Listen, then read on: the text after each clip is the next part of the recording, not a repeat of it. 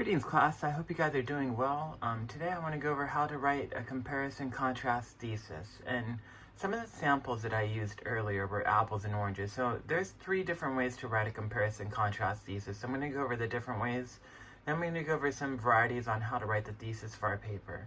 But if we're just doing basic comparison contrast, apples and oranges, one easy way to do it, you'd build the argument that apples are better than oranges due to taste, texture, and color, right? So that would be one way to do it. And you're making a pure argument here. Apples are better than oranges in these 3 realms.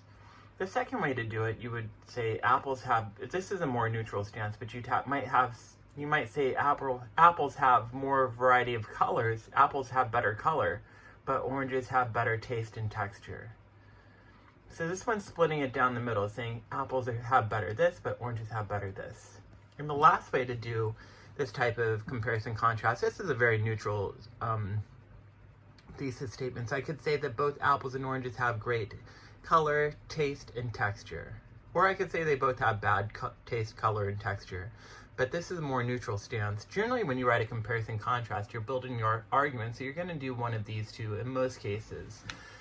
The way I would do our thesis for our paper is I would make it clear that you have to summarize both ads, because that's part of it. So I would put an element of that in the thesis, and I just also make it clear what ad you think is better. So I have an example here. It says, after summarizing both ads, ad 1, whether it's Pepsi, Coke, whatever advertisement you have, has better, you might say ethos and pathos in ad 2. Right? So if you look at this thesis statement, it's doing a couple things. It's making it clear that we're summarizing both ads, and the other thing it's doing is clarifying which ad you think is better. Now, another way you might do this, you might say that ad 1, after summarizing both ads, ad 1 has better pathos, but ad 2 is better because it relies more on logos, right? So there's a couple ways you could write this thesis, but I just want to spend a little bit of time today going over how to write the thesis for this paper, and I hope this helps. Thank you.